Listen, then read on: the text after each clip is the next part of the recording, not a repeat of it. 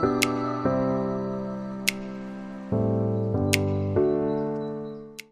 yes, guys, welcome to Mersey Coverage. Today we've got a podcast, and I'm delighted to say that I'm joined by Kian, Lewis, Lucy, Luke, and Taylor. Today we're going to be talking about all stuff Merseyside sport related. So let's start with the fresh news, the big news. Liverpool, Manchester City. Liverpool have now stretched their lead to 9 points on the summit of the Premier League, and we're going to start with you, Lewis Glasgow-Ryan, who I believe was in the COP for the game as well. Lewis, yeah. How was that game, mate? How big of a win is that for Liverpool?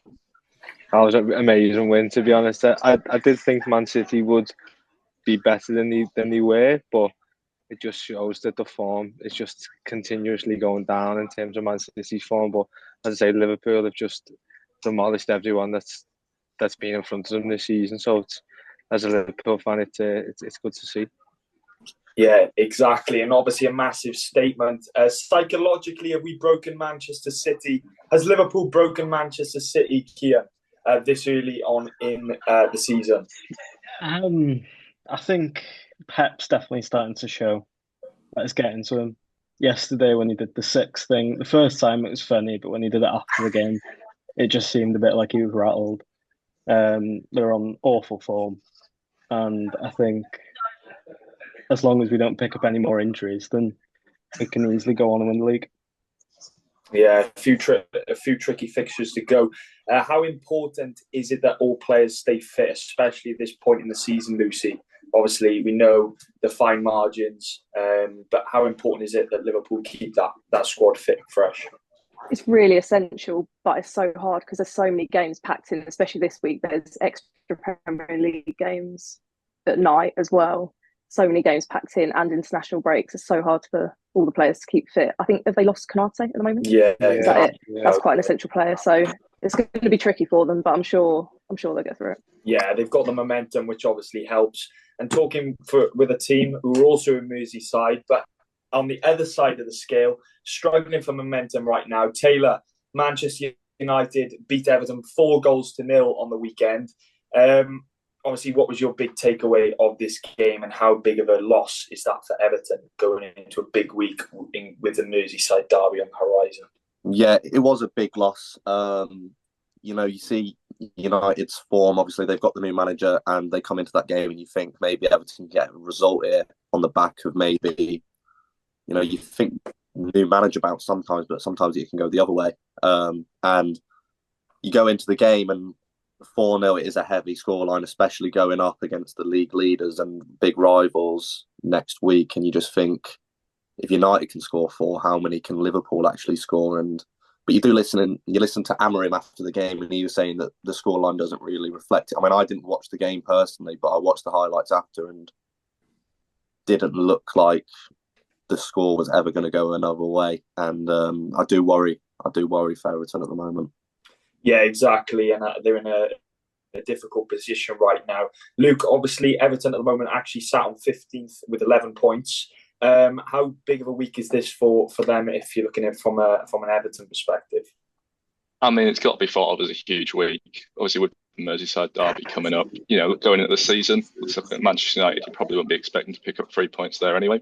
But, it's one of those tricky fixtures at Merseyside Derby that we've seen in the past Liverpool trip up on. And so going in from a 4-0 loss, I feel like there's not much more they can slide down. So this could be a trickier fixture than maybe some people are putting it out to be. Yeah, and with that game, obviously, Merseyside Derby, you alluded to it there. How crucial is it that Liverpool kind of get through this game against Newcastle on Wednesday with that derby in sight? Because it's a Wednesday 8 o'clock going into a Saturday 12:30. Luke, what do you think happens in that derby? Well, it's a quick turnaround, isn't it? It's something that Slot's always sort of said since he came in, echoing from what Klopp was saying. This time of year, it is jam-packed, the fixture list. So it is something they're going to have to deal with. Like you say, if they can get through the Newcastle match on Wednesday, even with 1 point and pick up limited injuries, and I think they're coming to the Merseyside Derby, obviously strong favourites, but feeling pretty confident. Yeah, 100%. But what about you, Lewis? Obviously, going into a massive week at both ends of the table. Yeah. Obviously, how big of a boost would that give to Liverpool if they can get through this week with another 6 points? Yeah. I do think the more eyes will be on the Derby match, but I do think Newcastle away will be a tough fixture. I do think that when it comes to the Merseyside Derby, obviously there is a little bit added element to it, but ultimately Everton have failed to score in the last month. I think it's like 5 or 6 games now where they haven't scored, and that's where Liverpool seem to be absolutely solid. Just not conceding any goals and not conceding a lot of goals, which is ideal, really. I think we've only conceded, I think it's 8 goals all season in the Premier League, and I just feel like we're Everton. I don't want to jinx it, but I do feel like they are in really poor form. So as long as Liverpool can keep a clean sheet, I definitely think that Liverpool are gonna win at Goodison Park. But it will be testing, with the fixtures coming thick and fast, especially over Christmas. So it will be interesting. Yeah, it's definitely a long way to go. But Kian, lastly, before we go on to some of the more local sport, obviously Goodison Park, it's the last Merseyside derby there. You're probably banking on that as an Everton fan going into the game, if you're an Everton fan. How does the Goodison derby finale affect the game on Saturday? I think Everton fans will probably hope it'll have a big effect in motivating the players, but I just don't think they're good enough. I think at best they'll get a draw, but I just can't see them scoring many against Liverpool, and Liverpool definitely outscore the myth. Yeah. And what about you, Taylor? Obviously, score predictions for Saturday's game. Score predictions. Probably have to go 4-1 Liverpool. Or Lucy, what about you? I'd say 3-0 Liverpool. 3-0. Yeah. Lewis? I'm going to say 2-0, because I feel like with Man City, like I didn't think Liverpool would be winning 3-4-0 against Man City. I did think it would be 1 or 2-0, and I feel like Liverpool play better when they take the lead early, but then also just keep that patience throughout the game to ultimately keep a clean sheet and maybe nick a second goal if need be. So I do reckon it will be tighter than what people think. I do think it'll probably be 1-0 or 2-0 to Liverpool. Yeah, let's hope there's a positive game all round and as a collective. But let's go to some more local sport. Let's start with MMA. And we're going to stay with you, Lewis, because I know you're a massive fan of MMA yourself. Yeah. Can you tell us any sort of news recently on the MMA front around Merseyside? Well, I do know that the UFC is coming to Manchester in March 2025, so hopefully Paddy the Baddy will be trying to get on that card, I assume. And there's also another fighter out of Next Gen called Luke Riley. He's the Cage Warriors featherweight champion, and I know that he is on Dana White's radar to get a call up. So hopefully in 2025 we will see another young Scouse fighter fighting in the UFC. Yeah, let's hope for that. And also a chance to see Molly McCann on that card as well after moving down to, I think, strawweight is a division at the moment. Yeah. But in other news, basketball. Taylor, I know you like to cover a lot of basketball, especially on Mersey Coverage. What can you tell us about the recent sort of stories? Has there been any entertaining games across Merseyside? Yeah, Liverpool Basketball Club, they hosted a fifth weekend and they just narrowly lost. They're in okay form. I mean, I think they've come up a division this year and they're sort of just getting the feel for the league, and I think this is just like a stepping stone, and then next season they'll really try and push on. But yeah, it was a narrow loss this weekend, but I'm sure there were positives to take.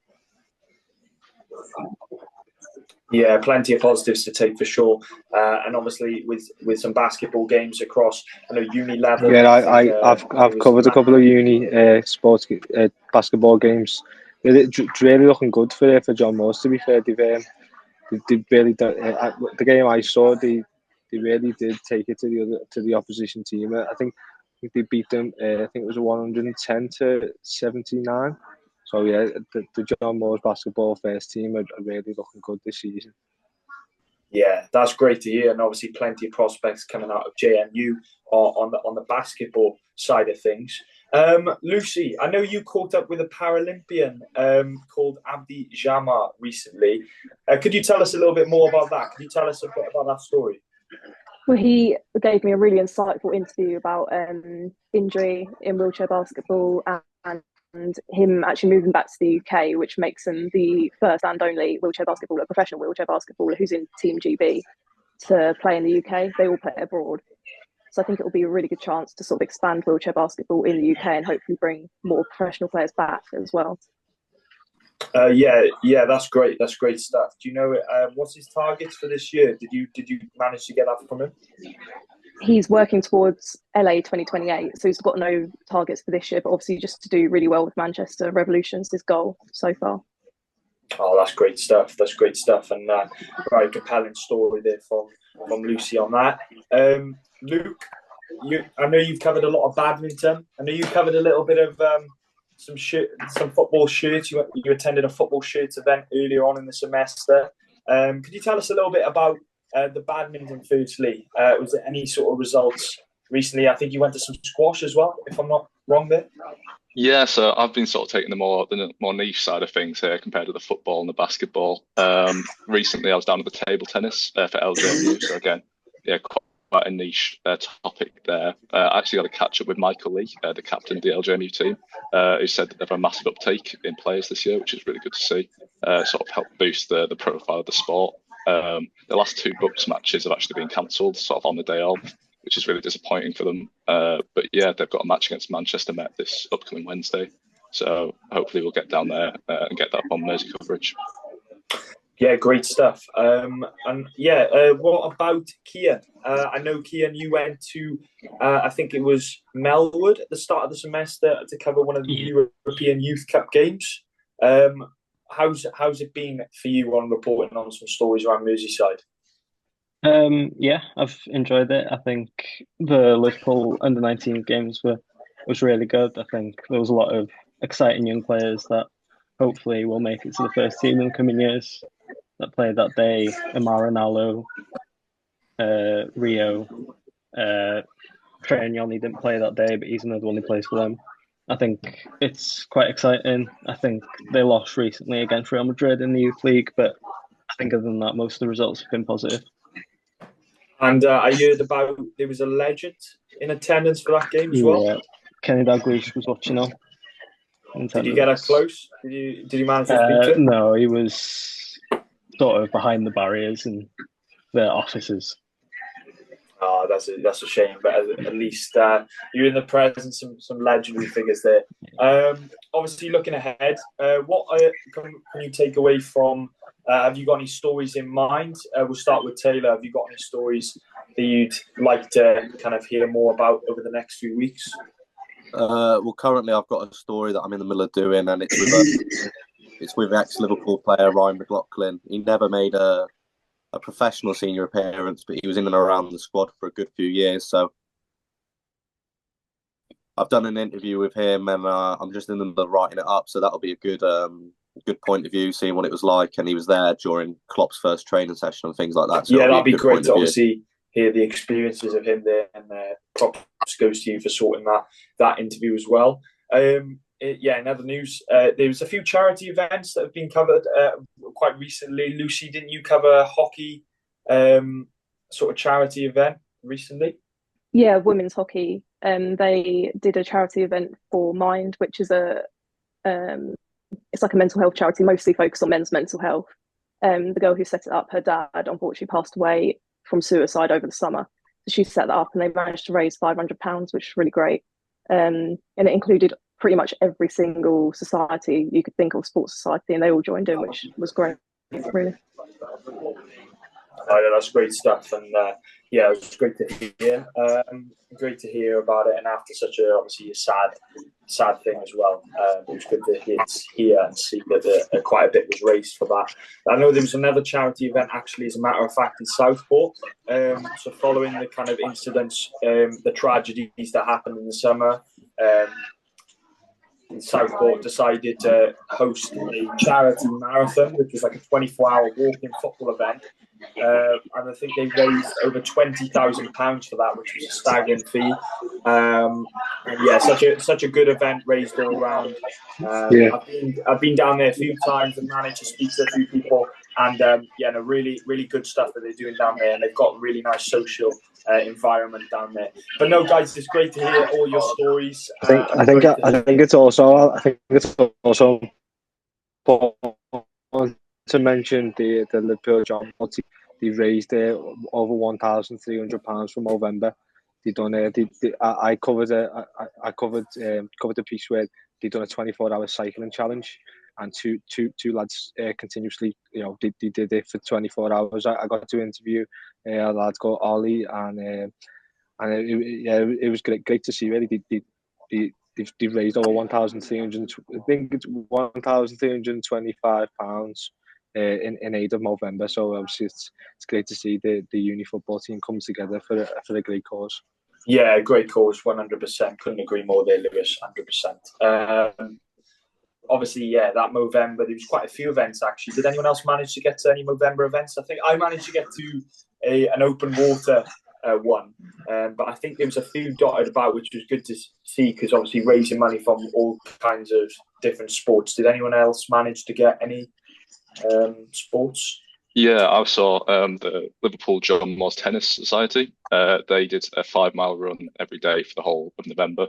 I think they raised around £500 by the end of it. So again, not quite the same amount as the football side of things, but it's still really important, and like I say, for a great cause. Yeah, that's great stuff, and all for a great cause. Couldn't agree more there. And obviously, echoing all your points there, we'll try and bring this to a close now. Before we obviously go, we've got plenty of stuff coming up on Mersey Coverage over the next week. We've got an insight into the Merseyside Derby, some background story. We've got some previews, some history there as well. So all for you guys to indulge in your own time. Please feel free to hit that like and hit that subscribe button. Obviously, follow Mersey Coverage for more sort of sports coverage. Before we obviously head out, are Liverpool winning the league and are Everton going down? It will start with Kia. Who wins the league? I think Liverpool will win the league. I don't think Everton will go down. I think they'll just be better than the teams below them. Lewis? I do think Liverpool will win the league, and I think Everton were just about to escape for another season. So I feel like they will be safe with Liverpool in the league. Is it only a matter of time though, Lewis, before because they seem to escape it every season? If being brutally honest, I thought the season where they weren't going to go down was a couple of years ago when they had Frank Lampard. I feel like if it was ever going to be a year that they would go down, it would have been that year. So I feel like now they've got that experience in getting out of these relegation battles, and that'll put them in good stead. And I feel like they will survive. Yeah, Lucy, are Everton going to have the best stadium in the Championship next season? Unfortunately for me, I think Ipswich will go down instead of Everton. So, no, I think Everton will stay up this season. And what about Liverpool? Do you reckon they'll win the league? I think, they're winning the league, 100%. Yeah, it's quite a comfortable position now. Luke, would you agree on that narrative? 11 points now from City, who won the league last year. 9 points actually on top over Arsenal at the moment. Do you think Liverpool have enough to do it? Yeah, 100%. I mean, not that I look too much into the sign sort of things, but last time Liverpool won the league, as a Leeds fan, Leeds got promoted as well. And if you look down to the Championship, Leeds aren't in too bad of a position again. So we'll see how it ends up. There you go. It might be written in the stars. Stars. Taylor, I don't think it's written in the stars for you as a Manchester City fan. Do you think Liverpool will win the league? And also going on from what I've asked the others, do you think Everton will go down? Yeah, I think it'd be some bottle job if Liverpool didn't win the league now, to be honest with you. I think Slots showing that he's got the bottle, he's got everything for it, different team plans, everything, execution. So I think Liverpool have got that wrapped up. And for Everton, I just think with the new stadium, Sean Dyche, that's just what he does. This is bread and butter, staying up. So I think they'll be fine. Yeah, he definitely has the experience, which is a good point to end today's podcast. But no, thank you guys very much for watching. Thank you to each and every guest, or Kian, Lewis, Lucy, Luke, and Taylor. And yeah, I really appreciate you watching up until this point. Stay tuned for more on Mersey Coverage. See you all at the next one. All right, next one. Thank you. See you later.